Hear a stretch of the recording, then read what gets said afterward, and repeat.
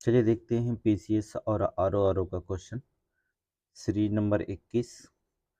हमने बताया जो प्रीवियस में क्वेश्चन पूछा जाता है उसी पे हम चर्चा करेंगे। प्रीवियस ईयर्स में जितने भी आरओ में या पीसीएस में पूछे गए हैं उन सभी क्वेश्चन का सीरीज चलता है, रिवीजन सीरीज है। ठीक है, तो एक क्विक रिवीजन है। तो चलिए देर बिना किए शुरू करते हैं। पहला क्वेश्चन देखेंगे। हमने इसके पहले भी विटामिन से और उनकी कमियों से होने वाले रोग को बताया था।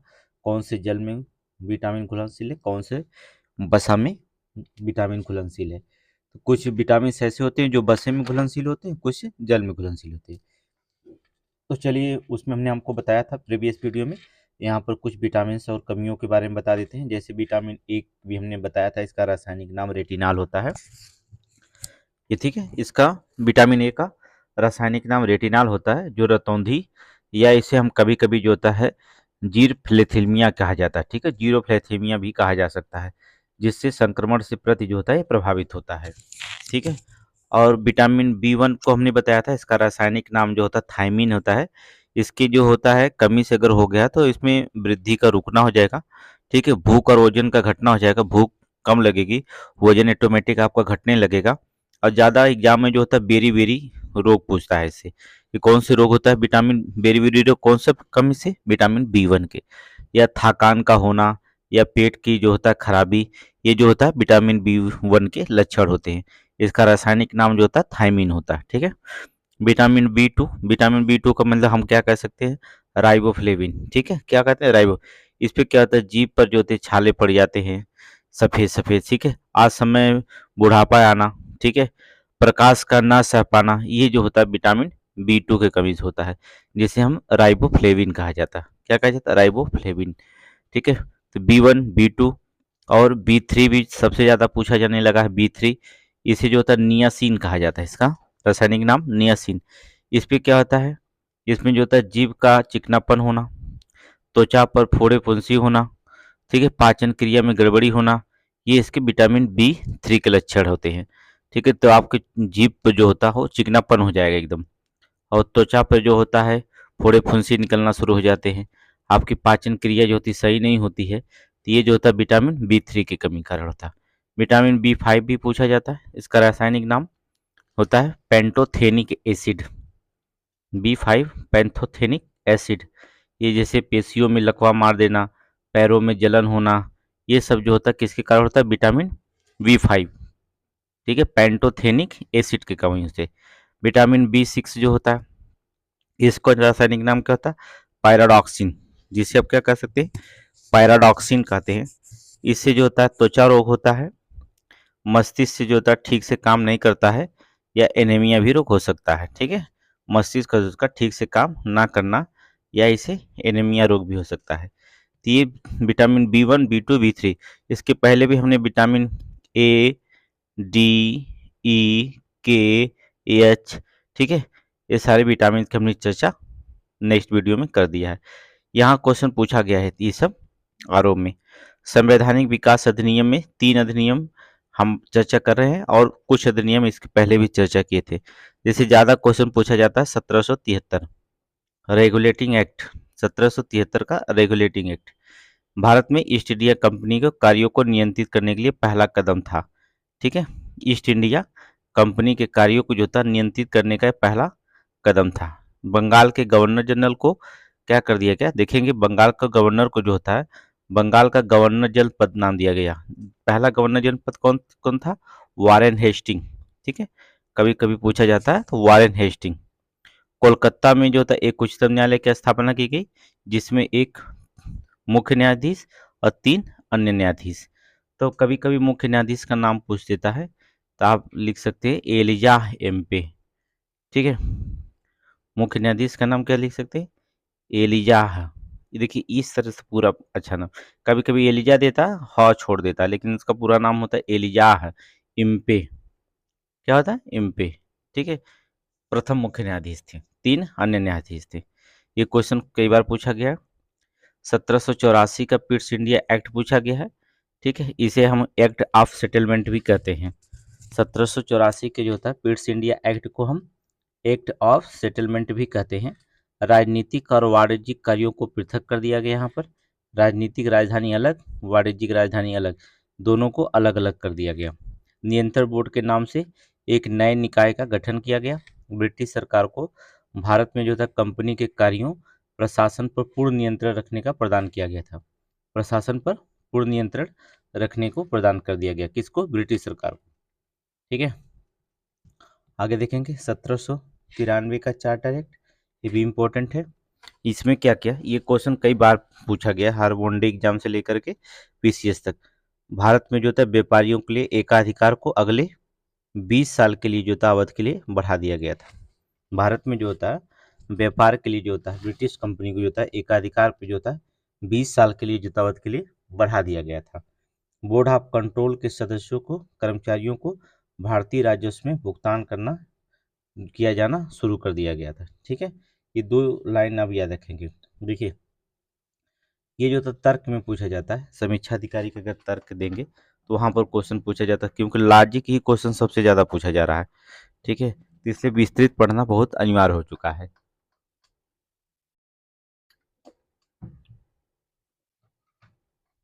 आगे देखेंगे 1813 का चार्टर एक्ट। 1813 का चार्टर एक्ट देखेंगे, चाय और चीन के साथ जो था व्यापार को छोड़कर जो था कंपनी व्यापारिक अधिकार को समाप्त कर दिया। ठीक है, चाय और चीन के साथ जो था जो व्यापार था उसी तरह से यथावत रहा, और सभी जो कंपनियां जो थी व्यापार अधिकार को धीरे से क्या कर दी, समाप्त कर दी। ठीक है, ईसाई मिशनरियों को भारत में आकर लोगों को प्रबुद्ध करने की अनुमति मिल गई।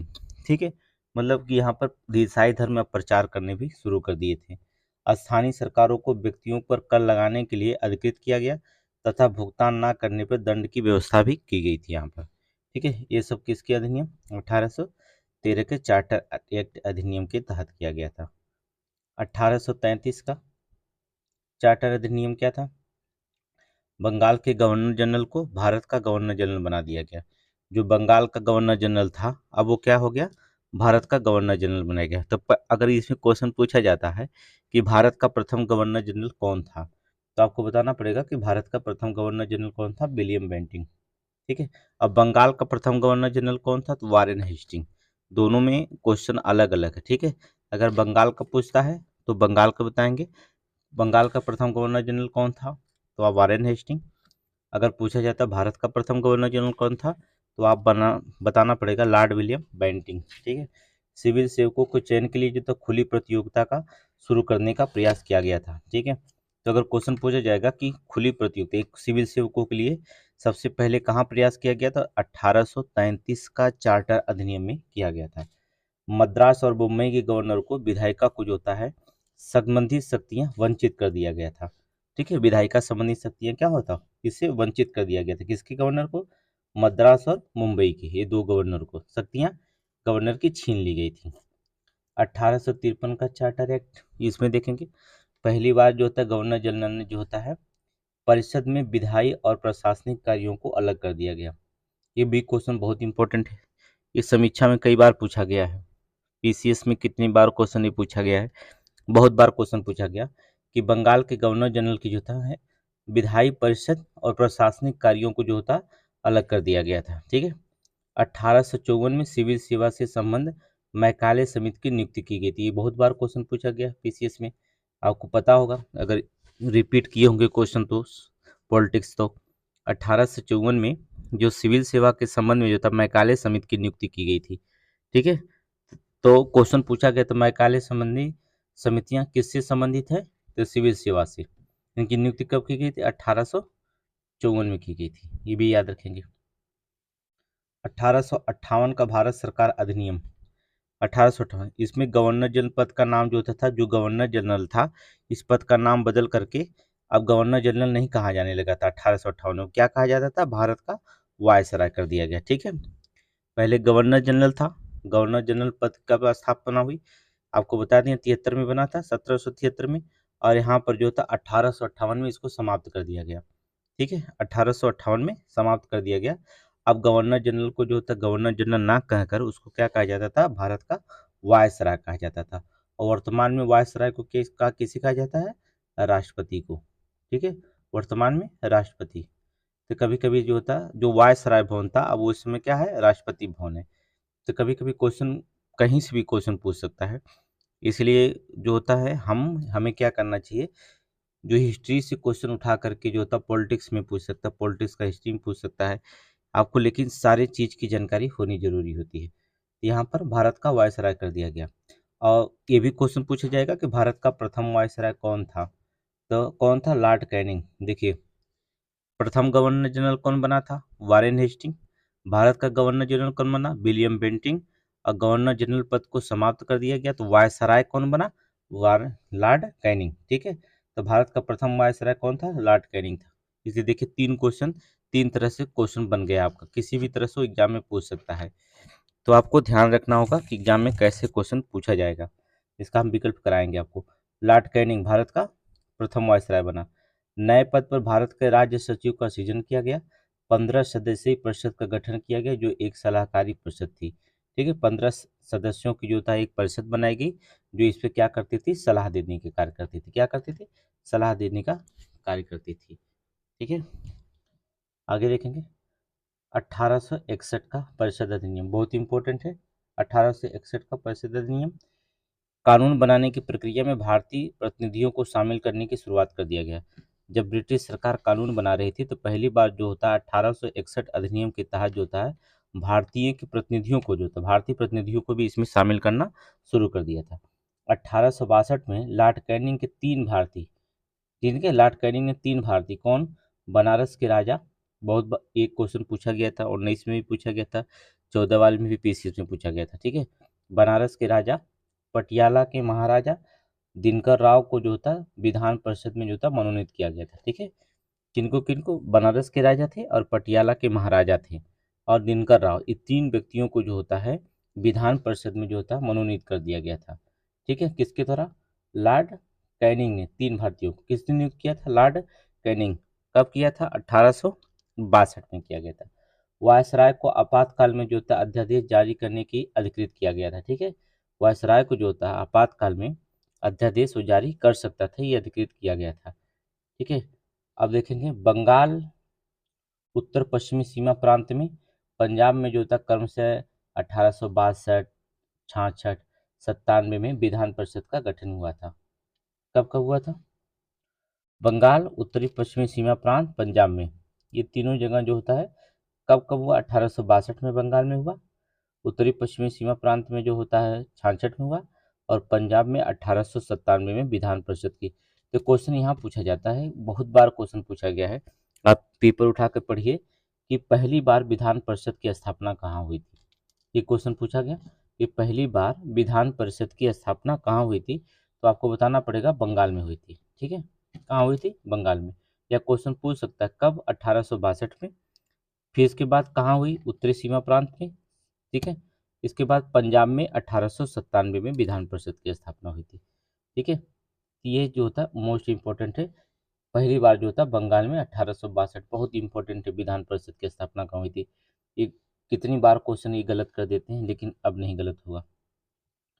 ठीक है, 1892 परिषद अधिनियम में देखेंगे विधान परिषद के कार्य में वृद्धि करने और बजट पर बहस करने और कार्यपालिका के प्रश्नों को उत्तर देने के लिए अधिकृत किया गया था। ये 1892 में जो होता था, अब विधान परिषद में जो था कार्य जो थे उसकी वृद्धि कर दी गई और वहां पर बजट पेश किया गया। ठीक है, उस पर बहस करने लगे और कार्यपालिका के प्रश्नों का उत्तर देने के अधिकृत किया गया था 1892 में। ठीक है, 1909 मोस्ट इम्पोर्टेंट, सबसे ज़्यादा इम्पोर्टेंट है। 1909, 1919 और 1909 ये अधिनियम बार बार पूछा जाता। 1909 का भारतीय परिषद अधिनियम, इसका एक नाम और भी है, पता है आपको क्या है? इसको कहा जाता मार्ले मिंटो सुधार। ठीक है, मार्ले जो था सचिव था और मिंटो जो था अध्यक्ष था। ठीक है, इस अधिनियम का, इसलिए इसका नाम पड़ गया था मार्ले मिंटो सुधार। भारतीय, देखिए 1909 का भारतीय परिषद अधिनियम को हम मार्ले मिंटो सुधार के नाम से भी जानते हैं। इसमें क्या क्या? केंद्रीय प्रांतीय परिषद के आकार में वृद्धि हो गई, विधान परिषद के कार्यों को जो था दायरा बढ़ा दिया गया, अनुपूरक प्रश्न पूछना, बजट पर जो था संकल्प रखना इसमें ही किया गया था और मुसलमानों के लिए सांप्रदायिक प्रतिनिधित्व का प्रावधान था। तो क्वेश्चन सबसे ज्यादा यही पूछा जाता है कि मुस्लिमों के लिए सांप्रदायिक प्रतिनिधित्व कब प्रदान किया गया था? इसका प्रावधान कब किया गया था? तो 1909 में भारतीय परिषद अधिनियम में किया गया था, या मार्ले मिंटो सुधार में हुआ था। तो जो भी क्वेश्चन पूछा जाता है आप उस पर भी जाएं। ये बहुत इंपॉर्टेंट क्वेश्चन 4 स्टार का है, बहुत इंपॉर्टेंट क्वेश्चन है, याद रखिएगा।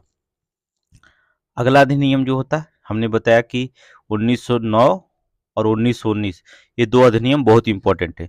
भारत शासन अधिनियम 1919, इसका क्या कहा जाता है? इसका नाम क्या है? मॉन्टेग्यू चेम्सफोर्ड सुधार। ठीक है, मॉन्टेग्यू सचिव था, चेम्सफोर्ड अध्यक्ष था, इसलिए कहा जाता है मॉन्टेग्यू चेम्सफोर्ड सुधार के नाम से जाना जाता है। याद रखिए, ये बहुत इंपॉर्टेंट है, मॉन्टेग्यू चेम्सफोर्ड सुधार। ठीक है, केंद्रीय प्रांतीय विधान परिषद को अपनी सूचियों के विषय पर विधान बनाने का अधिकार प्रदान किया गया था। ठीक है, विषयों को पुनः दो वर्गों में बांटा गया, और स्थानांतरित और आरक्षित विषय। ठीक है, विषय जो थे दो भागों में बांट दिया गया। एक तो स्थानांतरित था, दूसरा आरक्षित विषय था, दो वर्ग में। शासन की दोहरी व्यवस्था, अप्रत्यक्ष निर्वाचन व्यवस्था प्रारंभ कर दी गई थी। जो शासन थे, दोहरी व्यवस्था प्रारंभ की गई, और प्रत्यक्ष निर्वाचन की व्यवस्था भी प्रारंभ की गई। जैसे एक केंद्र सरकार की होती है, एक राज्य सरकार होती है, दोहरी राज्य व्यवस्था हो जाएगी। ठीक है, यहाँ पर भी हो गया था। और 1926 में जो था, सिविल सेवकों की भर्ती के लिए जो था केंद्रीय लोक सेवा आयोग का गठन किया गया था। सबसे इंपॉर्टेंट है बात है कि जो था 1919, देखिए अब क्वेश्चन कैसे बनेगा। पहला क्वेश्चन बनता है कि सिविल सेवकों की भर्ती के लिए केंद्रीय लोक सेवा आयोग का गठन कब किया गया था? तो 1926 में किया गया था। या दूसरा क्वेश्चन बन सकता है, केंद्रीय लोक सेवा आयोग का गठन जो होता है किस अधिनियम के तहत किया गया था? या केंद्रीय लोक सेवा आयोग का जो होता है गठन कब किया गया था? तो पता चल गया 1900। किस अधिनियम में किया गया था? तो भारत सरकार अधिनियम 1919। ठीक है, केंद्रीय लोक सेवा आयोग का गठन जो था किसके द्वारा किया गया था? तो मॉन्टेग्यू चेम्सफोर्ड सुधार अधिनियम के तहत। ठीक है, किसकी अध्यक्षता में किया गया था? चेम्सफोर्ड के द्वारा। यह क्वेश्चन पूछा जा सकता है, केंद्रीय लोक सेवा आयोग का गठन करते समय उस समय भारत का सचिव कौन था? ठीक है, तो मॉन्टेग्यू थे। ठीक है, तो क्वेश्चन कई तरह से पूछता है।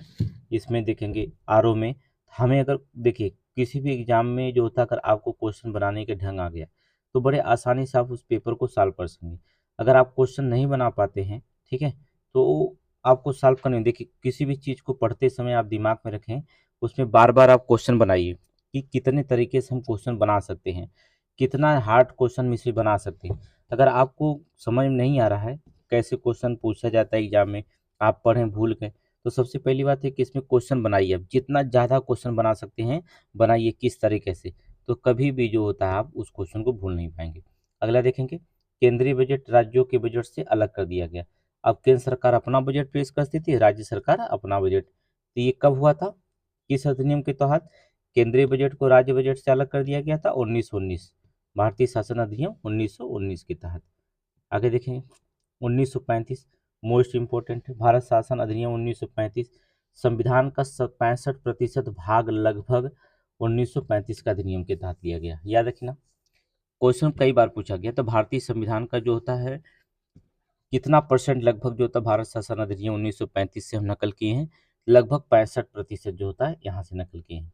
ठीक है, अवशिष्ट शक्तियों का वायसराय को दी गई थी। इसमें द्वैध शासन व्यवस्था को समाप्त कर दिया गया था।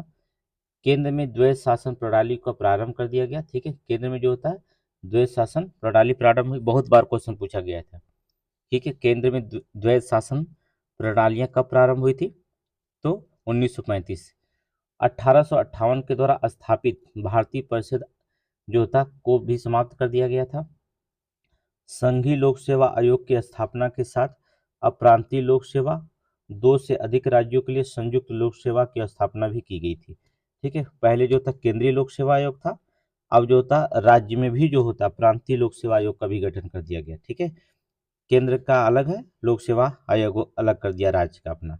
ठीक है, दो से अधिक राज्यों के लिए जो होता है एक संयुक्त लोक सेवा भी आयोग की गई स्थापना।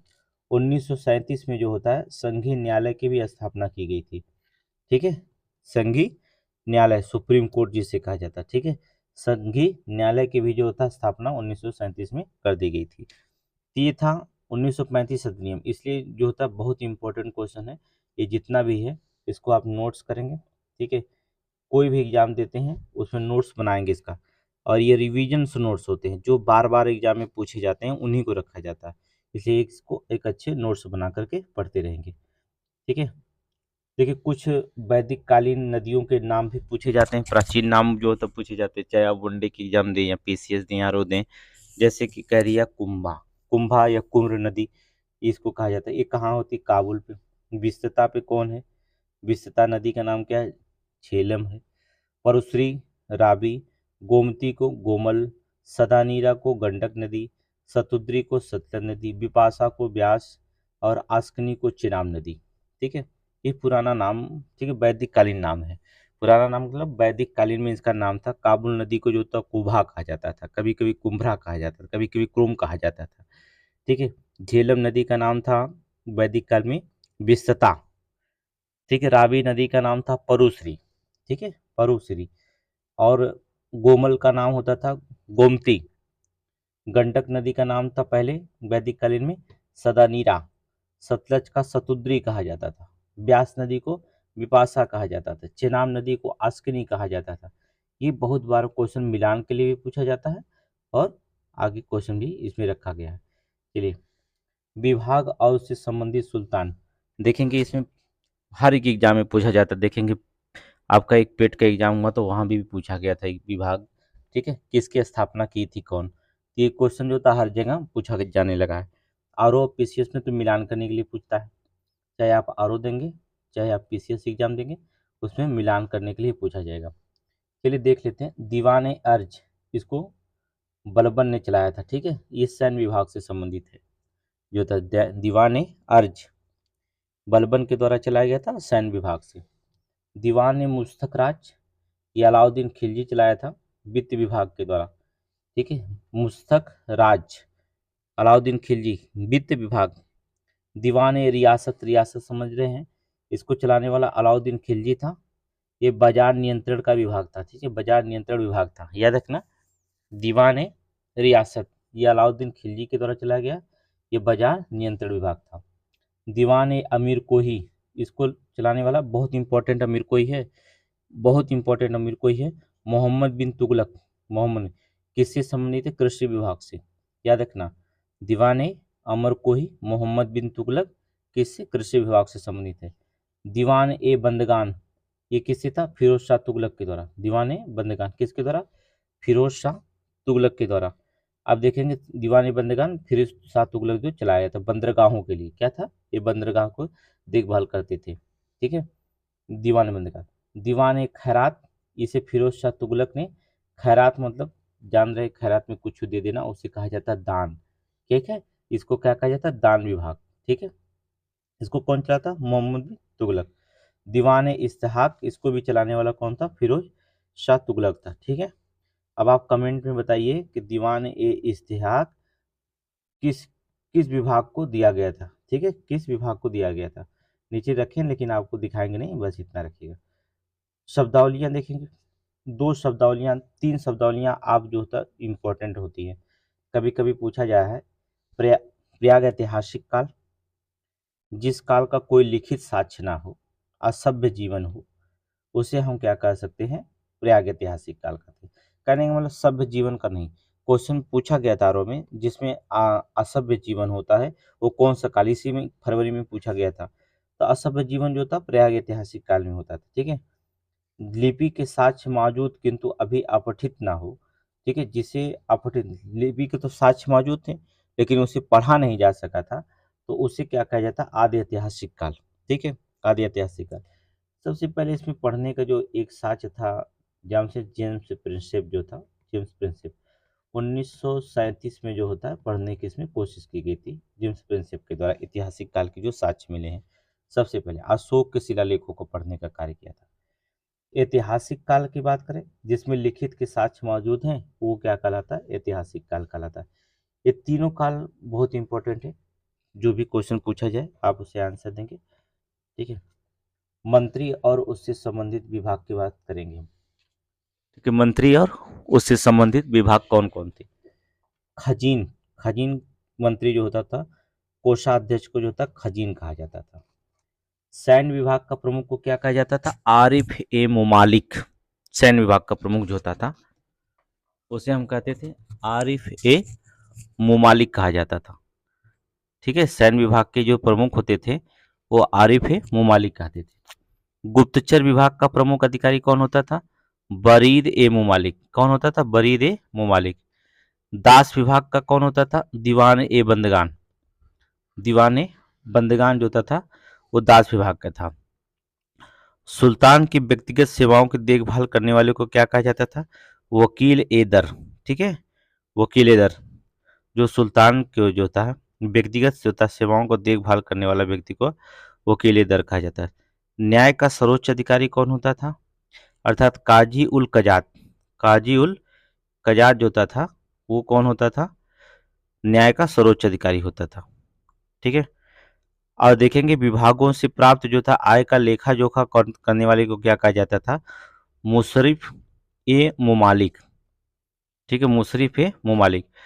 जो विभागों के आय के जो होता आय व्यय का लेखा जोखा करता था। ठीक है, आय और व्यय का लेखा जोखा करता था उसे कहा जाता था मुशरिफ ए मुमालिक कहा जाता था। मुशरिफ ए मुमालिक कहा जाता था। ठीक है, आगे चलेंगे। नेक्स्ट क्वेश्चन, राजस्व कर व्यवस्था। ये चार कर व्यवस्था बहुत पूछा जाता है, इन चारों पर तो याद रखना होगा। सबसे ज्यादा उस्र। उस्र क्या होता था? मुसलमानों से लिए जाने वाले भूमि कर को हम उस्र कहा जाता था। मुसलमानों से जो होता था लिए जाने वाला जो भूमि कर था उसे हम उस्र कहते थे। गैर मुसलमानों से लिए जाने वाला भूमि कर कौन होता था? खराज, जो गैर मुसलमानों से लिया जाता था। ठीक है, मुसलमानों से लिया जाने वाला कर भूमि कर जो होता था उसे उस्र कहते थे। गैर मुसलमानों से लिए जाने वाला भूमि कर जो था उसे खराज कहते थे। मुसलमानों पर जो था धार्मिक कर, संपत्ति का 40वां हिस्सा, मुसलमानों पर जो था धार्मिक कर लगाया गया था जो अपने संपत्ति का 40वां हिस्सा देता था उसे हम जकात कहते थे। ठीक है, और गैर मुसलमानों पर जो धर्म कर लगाए थे उसे जजिया कहते थे। ठीक है, उस्र, खैरात, जकात, जजिया, ये चारों जो होते हैं बहुत इंपॉर्टेंट हैं। ठीक है, इसको जो होता है बहुत इंपॉर्टेंट है, बहुत बार बार क्वेश्चन पूछा जाता है। ये पीसीएस में देगा, यारो में देगा तो मिलान करने के लिए देगा, और वनडे एग्जाम में अगर देता है, अगर वनडे एग्जाम में जो देता है तो फैक्ट ही सीधे पूछा जाता है कि गैर मुसलमानों से लिए जाने वाला कर कौन था? जजिया। गैर मुसलमानों से जो था भूमि पर लिए जाने वाला कर कौन था? खराज। वो डायरेक्ट जो होता फैक्ट पूछ देता है। आगे देखेंगे, प्रमुख समस्थानिक और उनका प्रयोग बहुत इंपॉर्टेंट है। यूरेनियम 235 का प्रयोग हम करते हैं चट्टान के आयु ज्ञात करने में। याद रखिएगा, यूरेनियम 235 का हम प्रयोग किस में करते हैं? चट्टान की आयु ज्ञात करने में। यूरेनियम 24 का जो होता है रक्त के थक्का का पता लगाने के लिए हम यूरेनियम सोडियम 24, ठीक है, सोडियम 24 का हम प्रयोग करते हैं। अगर रक्त का थक्का का पता लगाना है तो सोडियम 24 का। कोबाल्ट 60 अर्थात कोबाल्ट 60 जो होता है रक्त कैंसर को नियंत्रित करने में किया जाता है। ठीक है, जो कोबाल्ट 60 है उसे रक्त कैंसर को नियंत्रित करने में किया जाता है। आर्सेनिक 74 ट्यूमर को पता लगाने में। ठीक है, आर्सेनिक 74 जो होता है ट्यूमर को जो होता है पता लगाने में किया जाता है। फास्फोरस 32 ल्यूकेमिया के उपचार में किया जाता है। ठीक है, ल्यूकेमिया के उपचार में किया जाता है। आयोडीन 131 थायराइड ग्रंथ के उपचार में किया जाता है। ठीक है, थायराइड आयोडीन 131 131 इसे जो होता है थायराइड ग्रंथों के उपचार में किया जाता है। तो ये जो होता है मिलान करने के लिए भी आता है। यूरेनियम 235 चट्टान की आयु ज्ञात करने में, सोडियम 24 रक्त के थक्का का पता लगाने में, कोबाल्ट 60 रक्त के कैंसर को नियंत्रित करने में, आर्सेनिक 74 ट्यूमर का पता लगाने में, फास्फोरस 32 ल्यूकेमिया के उपचार में, आयोडीन 131 थायराइड ग्रंथ के उपचार में। ठीक है, ये पूरा समस्थानिक है और उनका प्रयोग किया था। क्या है? जितने भी समस्थानिक हैं। अगला देखेंगे, जो कानून सूची बनाई गई थी, भारत के प्रमुख पर्यावरण कानून सूची है, उस पर ध्यान रखेंगे। ये भी मिलान करने के लिए आता है। ठीक है, फैक्ट भी आता है और मिलान करने के लिए आता है। पहला, भारतीय वन अधिनियम कब बना? 1927 में। भारतीय वन अधिनियम 1927। फिर उसमें वन में क्या जोड़ दिया? भारतीय वन जीव संरक्षण अधिनियम कर दिया गया। उसका नाम क्या कर दिया गया? जीव संरक्षण अधिनियम। ये कब हुआ था? 1972 में हुआ था। ठीक है। तो भारतीय वन के लिए जो होता है क्वेश्चन पूछा जाएगा, वनों की सुरक्षा के लिए जो होता है सबसे पहले किस अधिनियम में बना था, कब बना था अधिनियम, तो 1927 में। और वन्य जीव के लिए कब बना था, तो 1972 में। ठीक है, भारतीय वन्य जीव संरक्षण अधिनियम 1972 में। जल संरक्षण एवं प्रदूषण अधिनियम 1974 में। वन संरक्षण अधिनियम 1980 में। वायु से संबंधित जो होता है और प्रदूषण संबंधी अधिनियम 1981 में बना। पर्यावरण से संबंधित जो होता है संरक्षण अधिनियम 1986 में बना। देखिए, वायु से अलग है, पर्यावरण से अलग है, जल से अलग है, वन्य जीव से अलग है, वन से अलग है, और वन अधिनियम अलग है। ये सबका अलग अलग है, याद रखने, सबको रखना होगा। ठीक है। जैव विविधता जीवों से जो होता है संबंधित अधिनियम कब बना, 2002 में बना, जीव से संबंधित। और वन अधिकार अधिनियम कब बना, 2006 में। और राष्ट्रीय हरित न्यायाधिकरण की स्थापना 2010 में। पहले राष्ट्रीय हरित न्यायाधिकरण के अध्यक्ष कौन थे, प्रथम अध्यक्ष पूछा जाता है, तो आपको बता दें लोकेश्वर सिंह पांटा। लोकेश्वर सिंह पांटा, ये क्वेश्चन पूछा गया है। ठीक है, प्रथम अध्यक्ष जो था। ठीक है, आरओ में भी कई बार पूछा गया और यारो में भी, यारो में कई बार क्वेश्चन पूछा गया। लोकेश्वर सिंह पांटा याद रखिएगा, यहाँ पर लिखा नहीं है, कुछ चीज़ें, सारी चीज़ें नहीं लिखी जाती हैं। चलिए, ये इंपॉर्टेंट चीज़ें हैं जो बार बार क्वेश्चन पूछे जाते हैं, उन्हीं पे ज़्यादा फोकस दिया गया 22 दिसंबर को। ठीक है, आरो और यारो के पुराणों से संबंधित महत्वपूर्ण तथ्य कौन कौन से जो पुराणों से संबंधित है। भारतीय इतिहास कथाओं का सबसे अच्छा क्रमबद्ध विवरण पुराणों में मिलता है। ये आपको पता है कि जो भारतीय इतिहास थे वो कथाओं का जो था सबसे अच्छा, अगर क्रमबद्ध विवरण देखना है तो आपको कहाँ जाना पड़ेगा, पुराणों पर निर्भर होना पड़ेगा। अब पुराणों के रचयिता कौन थे ये भी तो जानना जरूरी थे। लोमहर्ष ऋषि या उनके पुत्र उग्रश्रवा। ठीक है, किसके रचयिता पुराणों के कौन थे, लोमहर्ष ऋषि। बहुत बार क्वेश्चन पूछा गया कि पुराणों के रचयिता कौन थे, तो लोमहर्ष ऋषि थे। या उनके पुत्र जो होता, उनके मरने के बाद उनके पुत्र जो था उनको पूरा किया था, जिनका नाम था उग्रश्रवा। ठीक है, ये उनके पुत्र थे। पुराणों की संख्या कितनी बताई गई, 18। केवल 5 में जो होता है मत्स्य पुराण, विष्णु पुराण, भागवत पुराण में जो होता है राजाओं की वंशावली पाई जाती है। ठीक है, कौन कौन, मत्स्य, वायु, विष्णु, ब्राह्मण और भागवत। ठीक है, ये 5 पुराण हैं केवल, याद रखिएगा, जिसमें राजा के बारे में, राजा के वंशावलियां पाई जाती है, राजा के बारे में बताया गया है। कौन कौन है, मत्स्य है, वायु है, विष्णु है, ब्राह्मण है और भागवत है। इन पुराणों में जो होता है राजाओं की वंशावलियों के बारे में पाई जाती है, राजा के वंशावली के बारे में। पुराणों में सबसे प्राचीन और पुराण जो होता है प्रमाणिक पुराण अगर माना जाता है उसे हम क्या कहते हैं, मत्स्य पुराण कहा जाता है। ठीक है, सबसे प्राचीन और प्रमाणिक भी है ये पुराण कौन थे, मत्स्य पुराण को कहा जाता है। ठीक है, और मौर्य वंश का जो होता है उल्लेख किसमें मिलता है, विष्णु पुराण में। ठीक है, और गुप्त वंश का वायु पुराण में। सातवाहन वंश के जो होता है मत्स्य पुराण में मिलता है। ठीक है, जो सातवाहन वंश थे वो किसमें, मत्स्य पुराण में मिलता है। राजतंत्र के साथ कृषि से संबंधित विवरण जो होता है अग्नि पुराण में मिलता है। ठीक है, राजतंत्र के साथ साथ कृषि संबंधित अगर विवरण देखना होगा तो आपको किस में जाना होगा, अग्नि पुराण में देना होगा, अग्नि पुराण में। तो ये पूरा देखिएगा। ठीक है, ये बहुत इंपॉर्टेंट है।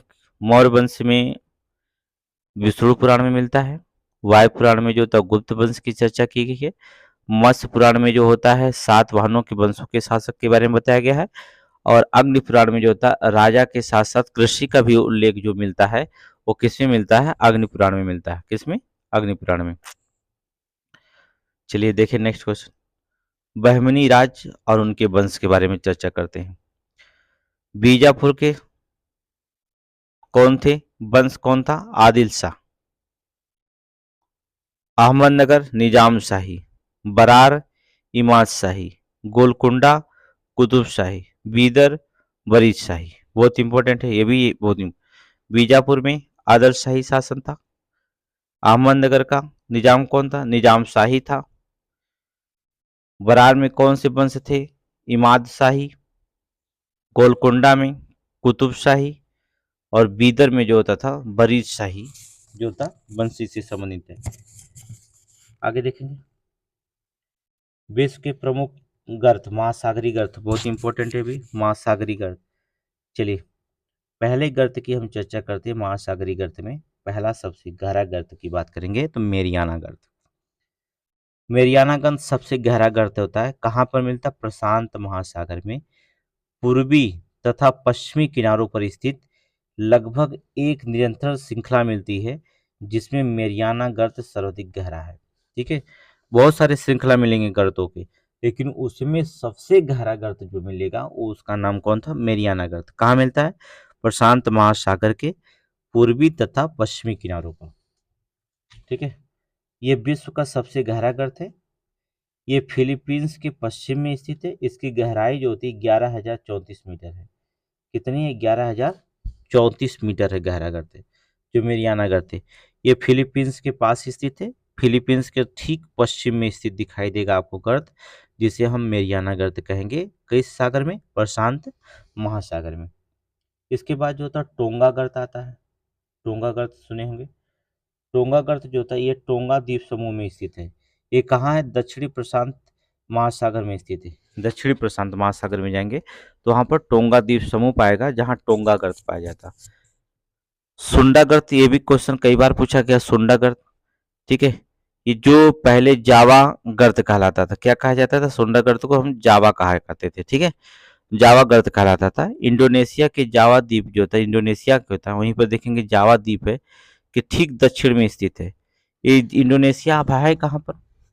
जाहिर सी बात हिंद महासागर में। जावा द्वीप कहाँ पर जाता है? हिंद महासागर में। तो ये हिंद महासागर का सबसे गहरा बिंदु, ये भी याद रखिएगा। ठीक है, अगर पूछा जाता है हिंद महासागर, प्रशांत महासागर का मेरियाना हो गया, तो हिंद महासागर का जो होता है सबसे गहरा गर्त पूछा जाता है तो सुंडा गर्त बताएंगे। ठीक है, कौन सा? सुंडा गर्त। ठीक कहाँ पर है? इंडोनेशिया के जावा द्वीप है, वहां पर जो होता है स्थित, दक्षिण में उसके। आप उसके दक्षिण में जाइए, वहां पर दिखाई देगा। ठीक है, इस गर्त की गहराई लगभग बता दें 7,725 मीटर है। लगभग अगर फुट में निकालते हैं तो 25,344 फुट निकलेगा। ठीक है, 7,725 मीटर है। फुट में लगभग निकालना चाहें तो 25,344 फुट है। अगला देखेंगे प्यूरो रिका गर्त अर्थात प्यूटो रिका गर्त। जो प्यूटो रिका गर्त है ये कैरिबियन और अटलांटिक महासागर की सीमा पर स्थित है। ठीक है, वो तीन गर्त याद रखिएगा, सुंडा गर्त, मेरियाना गर्त, टोंगा गर्त। ठीक है, ये तीनों बहुत इंपॉर्टेंट है। आगे देखेंगे महत्वपूर्ण सम्मेलन। जो सम्मेलन बार बार पूछा जाता है कांग्रेस के बारे में, उसमें हम देखेंगे कांग्रेस अधिवेशन की जो होता है विशेषताओं में जो बार बार जो होता है सम्मेलन पूछा जाता है, हम उस पर चर्चा करेंगे कि कौन सा सम्मेलन सबसे ज्यादा पूछा जाता है। तो चलिए देखते हैं, सम्मेलन की चर्चा करते हैं, कौन कौन सम्मेलन सबसे ज्यादा एग्जाम में पूछे जाते हैं। जो पहला सम्मेलन पूछा जाता है, देखिए 1885 में तेजपाल विद्यालय में हुआ था। ठीक है, तो वो वहां से नहीं पूछा जाता, वो क्वेश्चन बहुत बार पूरा हो गया है। 1885 के बाद 87 में पूछा जाता है, मद्रास में हुआ था। इसकी अध्यक्षता बदरुद्दीन तैयब जी कर रहे थे। ठीक है, 1887 में पहला कांग्रेस अधिवेशन मद्रास में बदरुद्दीन तैयब जी कर रहे थे और ये प्रथम मुस्लिम अध्यक्ष थे। ठीक है, प्रथम मुस्लिम अध्यक्ष। तो यही क्वेश्चन बनता है कि कांग्रेस का प्रथम मुस्लिम अध्यक्ष कौन था? बदरुद्दीन तैयब जी। ये सम्मेलन तो बहाना है, लेकिन सबसे ज्यादा क्वेश्चन यहाँ से लाना है एग्जाम वाले को। ठीक है, 1888 में इलाहाबाद में प्रथम अंग्रेज अध्यक्ष था जो कौन? George Yule. जॉर्ज यूल कह सकते हैं, यूले उसका पूरा नाम था। ठीक है, जॉर्ज यूले जो था प्रथम अंग्रेज अध्यक्ष था जिसने इलाहाबाद में 1888 में कांग्रेस का पहला अधिवेशन किया था। फिर 1896 में कलकत्ता में रहीम तुल्ला सयानी पहली बार जो था वंदे मातरम गीत गाया था। ठीक है, अध्यक्षता कहाँ हुई थी? कोलकाता में। कब हुई थी? 1896 में। अध्यक्षता कौन कर रहा था? रहीमतुल्लाह सयानी। क्या मेन मुद्दा था? विशेषताएं इसकी क्या है अध्यक्षता की? पहली बार उन्होंने वंदे मातरम गीत को गाया था। ठीक है, वंदे मातरम गीत को गाया था। 1906 में कलकत्ता में हुआ। कहाँ पर हुआ था? कोलकाता में जो था अध्यक्षता किसने किया था? दादा भाई नौरोजी। ठीक है, अब क्वेश्चन ये नहीं पूछेगा, क्वेश्चन पूछा जाता है कि कांग्रेस के किस सम्मेलन में जो होता है, कहाँ पर सम्मेलन में जो होता है पहली बार स्वराज शब्द का प्रयोग किया था। अब पहली बार स्वराज शब्द का प्रयोग करने वाले व्यक्ति का नाम भी पूछ सकता है, तो दादा भाई नौरोजी। ये भी इम्पोर्टेंट है कि पहली बार स्वराज शब्द का प्रयोग किसने किया था, दादा भाई नौरोजी ने किया था। किस अधिवेशन में किए थे, कोलकाता अधिवेशन में किए थे। कोलकाता अधिवेशन कहाँ हुआ था, 1906 में हुआ था कोलकाता में। ठीक है। पहली बार जनगण मनगढ़ अधिनायक है, जनगण मन का राष्ट्रीय गान जिसे कहते हैं, किसकी अध्यक्षता में गाया गया था। ठीक है, ये भी क्वेश्चन पूछा जाएगा। किसकी अध्यक्षता में गया था, कौन गाया था, गाने वाली तो सरला देवी चौधरानी थी, लेकिन किसकी अध्यक्षता में गया था पहली बार जनगण मनगढ़। तो ये भी इंपॉर्टेंट बनता है कि जनगण मन अधिनायक, ये जनगण मनगढ़ जो राष्ट्रीय गान होता है किसकी अध्यक्षता में पहली बार गाया था, तो पंडित बिशन नारायण धर। किस कौन थे, पंडित बिशन नारायण धर। ये अधिवेशन 1911 में कोलकाता में हो रहा था। ठीक है, कोलकाता अधिवेशन 1911 में पंडित बिशन नारायण धर की अध्यक्षता में पहली बार जो होता है जनगण मन को गाया गया था। ठीक है, आगे देखेंगे। 1917 में कोलकाता में प्रथम महिला अध्यक्ष बनी कौन, एनी बेसेंट। कांग्रेस की प्रथम महिला अध्यक्ष कौन थी, एनी बेसेंट थी। कहाँ बनाई गई, कोलकाता में। कब बनाई गई, 1917 में। 1917 में प्रथम महिला अध्यक्ष कौन थी, तो एनी बेसेंट थी। ठीक है। दूसरा, 1923 में सबसे युवा अध्यक्ष कांग्रेस के कौन थे, ये क्वेश्चन पूछा गया। कांग्रेस का सबसे युवा अध्यक्ष कौन था, तो बता दें अबुल कलाम आजाद। ये क्वेश्चन अभी जल्दी आया था, कांग्रेस का सबसे युवा अध्यक्ष कौन था, ये बहुत जल्दी आया था क्वेश्चन, ये बार बार पूछा जा रहा है एग्जाम में। तो कांग्रेस का सबसे युवा अध्यक्ष जो था अबुल कलाम आजाद था। कौन था, अबुल कलाम आजाद। आप सुने होंगे अबुल कलाम आजाद। कब, 1923 में दिल्ली में। प्रथम भारतीय महिला अध्यक्ष कांग्रेस की कौन बनी थी, एनी बेसेंट तो विदेशी थी, लेकिन जो होता है भारतीय नागरिकता उनको दी गई थी। अगर क्वेश्चन पूछा जाता कि प्रथम भारतीय महिला अध्यक्ष कौन थी, भारतीय महिला कौन अध्यक्ष थी कांग्रेस की, तो आपको बता देना सरोजिनी नायडू। ठीक है, सरोजिनी नायडू। कहाँ बनाई गई थी, 1925 में कानपुर में अध्यक्षता की गई थी। सरोजिनी नायडू के द्वारा अध्यक्षता कहाँ की गई थी, 1925 में कानपुर में। ठीक है। जवाहरलाल नेहरू पूर्ण स्वराज की मांग किस कांग्रेस अधिवेशन में की थी। जवाहरलाल नेहरू जो होता था पूर्ण स्वराज की मांग किस अधिवेशन में किए थे, 1929 में। कहाँ पर, लाहौर में। 1929 में कहाँ पर, लाहौर में जो होता था पूर्ण स्वराज की जो होता मांग किए थे। 1931 में कराची अधिवेशन की अध्यक्षता किसने किया था, सरदार वल्लभ भाई पटेल। बहुत इंपॉर्टेंट है भी कि मौलिक अधिकार की मांग सबसे पहले जो होता है, देखिए इसके पहले भी किया गया था, लेकिन मौलिक अधिकार की मांग जो होता है कांग्रेस की अधिवेशन में किया गया था, तो कराची अधिवेशन में किया गया था 1931 में। किसने मांग रखी थी मौलिक अधिकार की मांग, तो सरदार वल्लभ भाई पटेल। ठीक है, सरदार वल्लभ भाई पटेल। क्या क्या मौलिक अधिकार था, बहुत सारे मौलिक अधिकार हैं जिसकी चर्चा हमने कर दिया है और क्लास में कर देंगे। 1937 में जो था फैजपुर, फैजपुर याद रखना, पंडित जवाहरलाल नेहरू किसके द्वारा, फैजपुर पंडित, गांव में आयोजित प्रथम था अधिवेशन था। भारत में आयोजित प्रथम बार गांवों में जो था किसने जो था इसकी योजना बनाई थी या आयोजन किया था, तो पंडित नेहरू ने किया था 1937 में। कहाँ पर, जैतपुर में जो था किया था। कहाँ पर, जैतपुर में। आगे देखेंगे। प्रमुख प्रथम समाचार पत्र संस्थापक स्थान और उसके विशेष तथ्य क्या क्या है, ये बहुत इंपॉर्टेंट है भी, वनडे से एग्जाम से लेकर के पीसीएस लेवल तक एग्जाम में यहाँ से पूछे जाते हैं। ठीक है। प्रमुख प्रथम व समाचार पत्र संस्थापक स्थान और उसके विषय तथ्य क्या क्या है।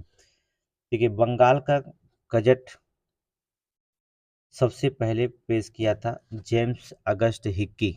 कब किया, 1780 में कोलकाता में। ये भारत का प्रथम समाचार पत्र था, बंगाल गजट भारत का प्रथम समाचार पत्र था, याद रखना। कई बार क्वेश्चन पूछा गया, बंगाल का प्रथम समाचार पत्र कौन था। बंगाल गजट कब किया गया, कलकत्ता से 1780 में किसके द्वारा किया गया, जेम्स अगस्ट हिक्की के द्वारा किया गया, जेम्स अगस्ट हिक्की के द्वारा किया गया। फिर मद्रास से प्रकाशित होने वाला प्रथम समाचार पत्र कौन था? मद्रास कोरियर था।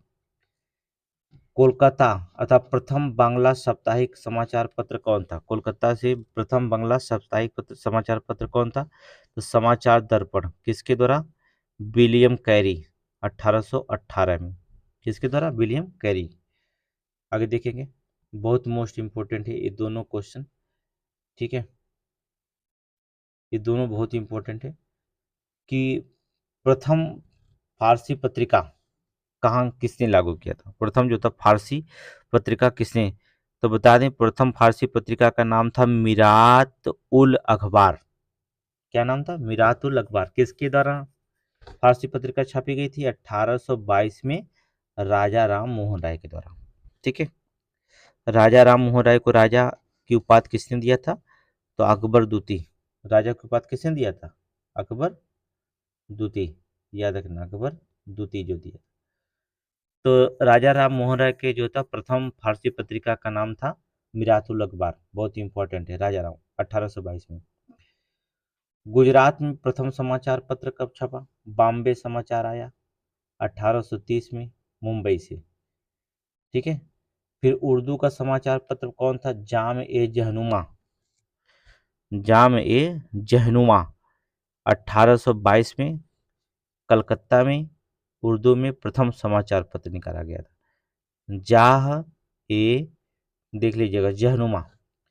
उदंड मार्तंड, बहुत इंपॉर्टेंट क्वेश्चन है जो था, हिंदी का प्रथम समाचार पत्र पूछा। अगर हिंदी का प्रथम समाचार पत्र पूछता है तो क्या है? उदंड मार्तंड। लेकिन इनके कौन संपादक थे? अर्थात जुगल किशोर शुक्ला, 1826 में, ठीक है। जुगल किशोर शुक्ला के द्वारा बनाई गई, निकाली गई थी 1826 में। ये बहुत इंपॉर्टेंट है। ये जो था समाचार पत्र जो होता है, नोट्स कर लीजिएगा, बहुत इंपॉर्टेंट है। चाहे आप किसी भी एग्जाम में बैठते हैं, यहाँ से क्वेश्चन आता है, कोई भी एग्जाम देंगे, ठीक है। महत्वपूर्ण सामाजिक सुधार अधिनियम, ठीक है, सामाजिक सुधार अधिनियम महत्वपूर्ण कौन कौन से अधिनियम जो था सुधार किए गए थे? पहला अधिनियम देखेंगे, शिशु बद्ध प्रतिबंध, किसने लगाया था? बेलेजली ने। इस पर रोक लगाने वाले कौन था? पहला बेलेजली, बंद करवा दिया।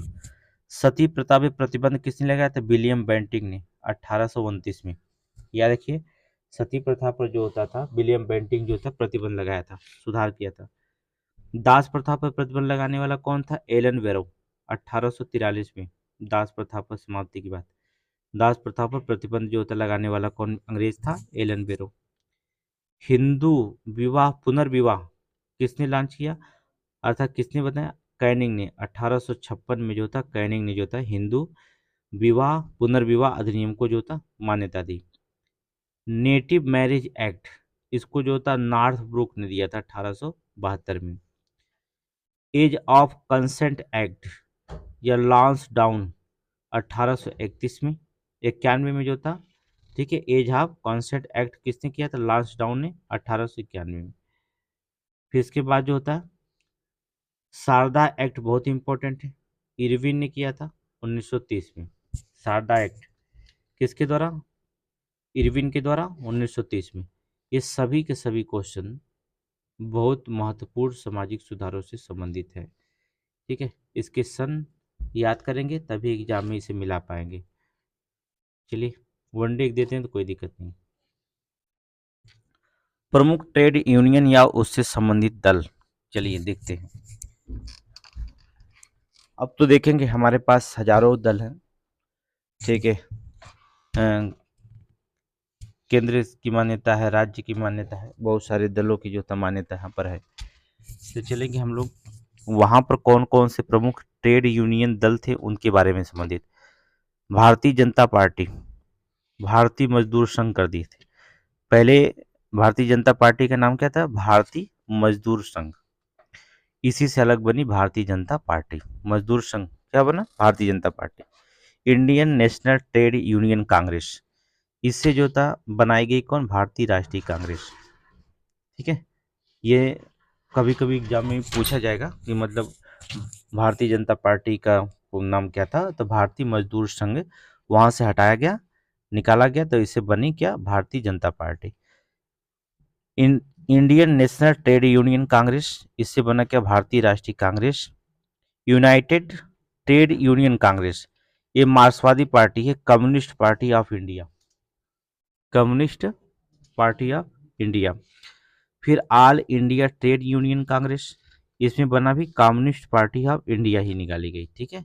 इन दोनों से जो होता है मार्क्सवादी सरकार निकली थी। कम्युनिस्ट पार्टी ऑफ इंडिया मार्क्सवादी सरकार है, ये किसी विश्वास नहीं करते, किसी धर्म की पूजा नहीं करते मार्क्सवादी, ठीक है। किसी धर्म की पे विश्वास करने वाले ये नहीं होते हैं मार्क्सवादी, ठीक है। सभी धर्मों को एक समान देखते हैं, इसे हम मार्क्सवादी कहते हैं, ठीक है। आगे देखेंगे, प्रमुख समाज सुधारक और उससे संबंधित कार्यपद, ठीक है। चलिए देखेंगे, डी के कार्वे, ये सचिव थे, इनका सुधार का था ब्यूरो डी, अर्थात बीडो मतलब क्या था, री मैरिज एसोसिएशन, री मैरिज एसोसिएशन की। फिर थे जेईडी बेथुन, एक कलकत्ता में कन्या विद्यालय की स्थापना किए थे। बेथुन जो थे कौन थे, कन्या में जो था कन्या विद्यालय के, कलकत्ता में कन्या विद्यालय की स्थापना की। ईश्वर चंद्र विद्यासागर, कलकत्ता में संस्कृत कॉलेज के प्राचार्य थे। ईश्वर चंद्र विद्यासागर कौन थे, ये सभी समाज सुधारक की बात कर रहे हैं, अर्थात ईश्वर चंद्र विद्यासागर कलकत्ता में जो होता संस्कृत कॉलेज के प्राचार्य थे। अर्थात बी एम मालावारी फारसी समाज सुधारक थे। बी एम मालावारी जो थे फारसी समाज सुधारक थे। बाल विवाह के विरुद्ध जो था संघर्ष प्रारंभ करना, बाल विवाह जो होता था उसके विरुद्ध जो था संघर्ष प्रारंभ कर दिए थे, फारसी समाज सुधारक थे कौन, बी एल मालावारी, ठीक है, बी एम मालावारी। ये बहुत इंपॉर्टेंट क्वेश्चन है, आगे देखेंगे। कोयला उत्पादक क्षेत्र यहाँ से पूछता है, कौन कौन से कोयला उत्पादक क्षेत्र है, चलिए देख लेते हैं। झरिया नाम सुने होंगे, अब बहुत कम एग्जाम झरिया देता है, उसका नाम अलग पूछता है, कर्पूरा, झरिया या कर्पूरा कोयला खान कहाँ पर है, झारखंड में, ठीक है। झरिया तो जान ही गए झारखंड में, लेकिन कर्पूरा ज़्यादा पूछता है। फिर इसके बाद कालासोट, कालासोट कोट जो होता है, कालाकोट कहाँ पर कोयला खदान है, जम्मू कश्मीर में। फिर उमरसार कहाँ पर है, गुजरात में। पलाना राजस्थान में। बाहुर पांडिचेरी में। नीचाहोम जम्मू कश्मीर में। बरकला केरल में। माकूम असम में। नवेली तमिलनाडु में, ठीक है, तमिलनाडु में। नामचिक नामकूप अरुणाचल प्रदेश में। झिलमिल छत्तीसगढ़ में। याद रखिएगा ये सभी कोयला उत्पादक क्षेत्र हैं।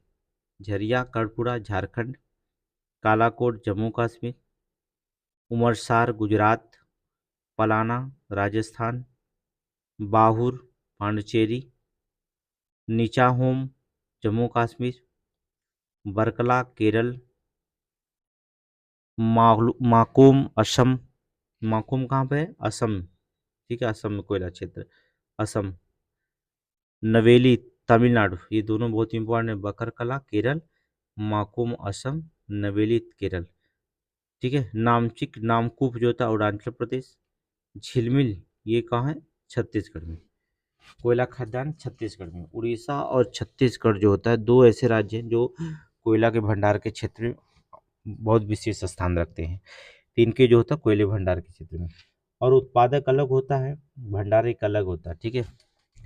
रासायनिक यौगिक और उसके सामान्य नाम, कॉपर सल्फेट, कॉपर सल्फेट का सामान्य जो नाम होता है ब्लू विट्रियोल कहा जाता है, ब्लू विट्रियोल कहा जाता है। मैग्नीशियम सल्फेट का एप्सम साल्ट कहा जाता है।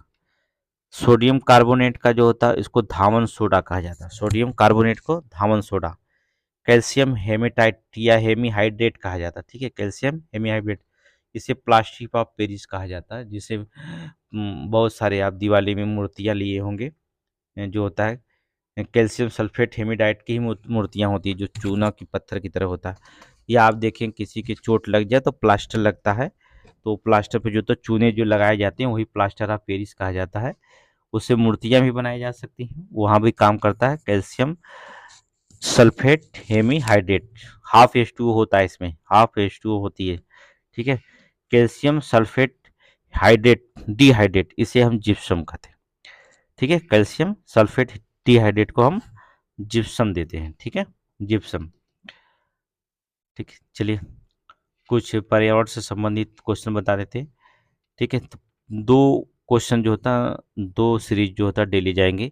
ये सीरीज 21 है, फिर आज सीरीज 22 भी जाएगी। तो दो सीरीज डेली जाएंगी, दो टेस्ट दो सीरीज डेली जाएंगे।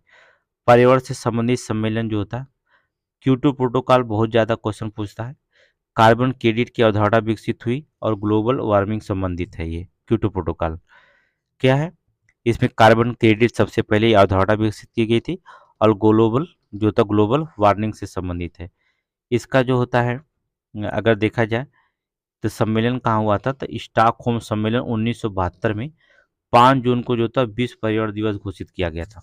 5 जून को विश्व पर्यावरण दिवस घोषित कब किया गया था, स्टॉकहोम सम्मेलन 1972। स्टॉकहोम सम्मेलन में जो 1972 में जो होता है 5 जून को जो होता है विश्व पर्यावरण दिवस घोषित किया गया। कार्टाजोना प्रोटोकॉल, ये जैव विविधता से संबंधित 2023 में प्रभावित है। कार्टाजोना प्रोटोकॉल किससे संबंधित है, जैव विविधता से, बहुत इंपॉर्टेंट है। कई बार क्वेश्चन पूछा जाता है कार्टाजोना प्रोटोकॉल किससे संबंधित है, जैव विविधता से संबंधित है। ठीक है, अगला क्वेश्चन पूछा गया था नगोया प्रोटोकॉल। नगोया प्रोटोकॉल 2010 में, ये जैव विविधता से संबंधित है। आईची लक्ष्यों को घोषणा की गई है। इसमें लक्ष्य की संख्या कितनी है, 20 है। याद रखना, नगोया प्रोटोकॉल में जो आईची लक्ष्य थे उनकी घोषणा की गई है। इनकी टोटल लक्ष्य कितना है, 20 लक्ष्य है।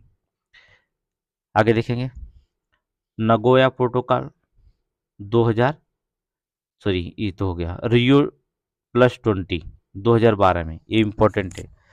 रियो डी जेनेरियो में आयोजित, इसमें हरित अर्थव्यवस्था और सतत विकास से संबंधित है। देखिए रियो डी जेनेरियो ब्राजील के पास जो होता है एक नदी है, उसी नदी के किनारे, जो नदी का नाम ही रियो डी जेनेरियो, उसी के जो था किनारे शहर बसा है जिसका नाम रखा गया रियो डी जेनेरियो, और उसी शहर में जो था इस सम्मेलन हुआ था। ठीक है, तो इस सम्मेलन में क्या था, विकास। चलिए प्रमुख कुछ प्रजातियों के बारे में बता देते हैं, ये लास्ट क्वेश्चन होगा। इसके बाद इसमें कई तरह क्वेश्चन जो होते हैं हमने शामिल किया है। तो ये सीरीज हमने बताया 21 से 22 भी सीरीज जाएगी। प्रमुख प्रजाति के प्रकार, जैसे किस्टोन प्रजाति। किस्टोन प्रजाति जानते हैं, ये ऐसी प्रजाति होती है जो संख्या में कम होती है लेकिन उनका महत्व बहुत अधिक होता है। संख्या में क्या है, बहुत कम है, लेकिन सबसे महत्व अधिक होता है। किस्टोन प्रजाति में कैसी कौन आता है, जैसे बाघ ले लीजिए। ठीक है, बाघ, अब बाघ की संख्या कम है लेकिन उनको वन के लिए बहुत महत्वपूर्ण स्थान रखा जाता है। बाघ, इसे हम किस्टोन प्रजाति कह सकते हैं। सांकेतिक प्रजाति, जो परिवर्तन के बारे में सूचना देती हैं, जो परिवर्तन के बारे में सूचना देती हैं, जैसे लाइकेन हो गया, सल्फर डाइऑक्साइड हो गया, प्रदूषण बढ़ जाने से खत्म हो जाते हैं। ठीक है, जो लाइकेन वाइकेन होते हैं और सल्फर डाइऑक्साइड का प्रदूषण बढ़ जाने से क्या हो जाता है, खत्म हो जाते हैं। इसे हम संकेतक प्रजाति कह सकते हैं। ठीक है, कुछ जो होता है स्थानीय प्रजाति होती हैं, जो लोकल प्रजाति जहाँ निवास करती है। ठीक है, लोकल प्रजाति जहाँ की निवासी है, जैसे पश्चिमी घाट में जो होता है पूंछ वाला बंदर पाया जाता, स्थानीय प्रजाति। ठीक है, लोकल प्रजाति की जो निवासी होते हैं, जैसे आपको पश्चिमी घाट में चले जाएंगे तो वहाँ पर पूंछ वाला बंदर पाया जाता है, पूंछ वाला बंदर। जैसे आप एग्जाम्पल के तौर पे मान लीजिए, जैसे कि सबसे ज़्यादा उत्तर प्रदेश में जो सियार पाए जाते हैं, जयकाल सियार। ठीक है, भेड़िया, भेड़िया जिसे आप भेड़िया कहते हैं, कि भेड़िया उत्तर प्रदेश में सबसे ज़्यादा कहाँ पाई जाती है, बहराइच में पाई जाती है, बहराइच के जंगलों में। यहीं पर भेड़ियाँ हैं, भेड़ियों की लुप्त प्रजाति हो रही है। तो अभी देखेंगे बहुत सारे भेड़ियाँ वो आकर के गाँव में शिकार करते गिरना शुरू कर दिए थे। तो हम अगर वहाँ जंगलों में शिकार उनको नहीं मिलता तो गाँव में आकर वो शिकार करने लगे। तो छोटे छोटे बच्चों को उठा के ले जा रहे, बहराइच में बहुत सारे आक्रामक भेड़िया हो चुके थे। तो भेड़िया, ठीक है, तो उसे हम स्थानीय प्रजाति कहा जाता है। जैसे बहराइच, अब वो बहराइच ही में ही ज़्यादा भेड़िया पाई जाती है। एलियन प्रजाति, ये बाहर से लाई गई प्रजाति है। जैसे एलियन प्रजाति किसे कहा जाए, जैसे हम चाय चीन से लाए हैं, इसे हम एलियन प्रजाति कहेंगे। आलू कहाँ से लाए हैं, पुर्तगाल से लाए हैं, इसे हम एलियन प्रजाति कहेंगे। तो कभी कोई पूछता है एलियन प्रजाति में कौन कौन आते हैं, जैसे हम जो चीज़ बाहर से लाते हैं अपने यहाँ, उसे हम एलियन प्रजाति कहते हैं। जैसे हमने कहा चीन से लाया, चाय को हमने चीन से लाया, आलू को हमने जो होता है पुर्तगाल से लाए, तो ये सब क्या कहलाते हैं? एलियन प्रजाति कहलाते हैं। ठीक है, एलियन प्रजाति। फिर एक प्रजाति होती है अम्ब्रेला प्रजाति, देखेंगे जो अम्ब्रेला प्रजाति होती है, इसे कैसे कहा जाता है? अम्ब्रेला प्रजाति जो पूरे पारतंत्र के संरक्षण के लिए जानी जाती है, पूरे पारतंत्र के संरक्षण के लिए जानी जाती है, उसे अम्ब्रेला प्रजाति कहा जाता है। बहुत इंपॉर्टेंट है ये, कई बार पूछा गया कि अम्ब्रेला प्रजाति क्या है? जो पूरे पारतंत्र के संरक्षण के लिए जानी जाती है। जैसे हम मान लीजिए एक सींग वाला गैंडा या पांडा या टाइगर, इसे हम अम्ब्रेला प्रजाति कहते हैं। ठीक है, यहाँ पर रखेंगे हम लोग एक सींग वाला गैंडा, पांडा और टाइगर, इसे हम अम्ब्रेला प्रजाति के नाम से।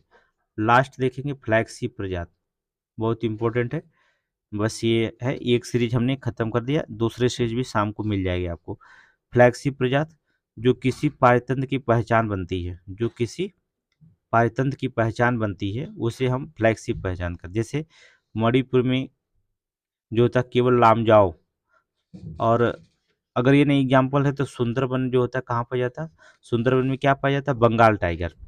ठीक है, सुंदरबन में बंगाल टाइगर, तो बंगाल टाइगर केवल सुंदरबन में ही पाया जाता है, और लामजाओ जो होता है केवल मणिपुर में ही पाए जाते हैं। इसे हम कहते हैं फ्लैगशिप प्रजाति कहा जाता है, जो किसी पारतंत्र की पहचान बनती है। ठीक है, तो बंगाल टाइगर कहा जाता है, बंगाल का टाइगर कहाँ? सुंदरबन में पाया जाता है, तो ये पहचान बनती है, तो हम इसे फ्लैगशिप प्रजाति कहेंगे। ठीक है, तो ये आपका सीरीज 21 खत्म हुआ। सीरीज 22 जो होता है, 22 सीरीज होता है, जो होता है आपको एवरीडिंग में मिल जाएगी। ये भी प्रजाति जो होती रखी जाएगी सीरीज को, तो 2 सीरीजें आपको डेली दी जाएंगी। ठीक है।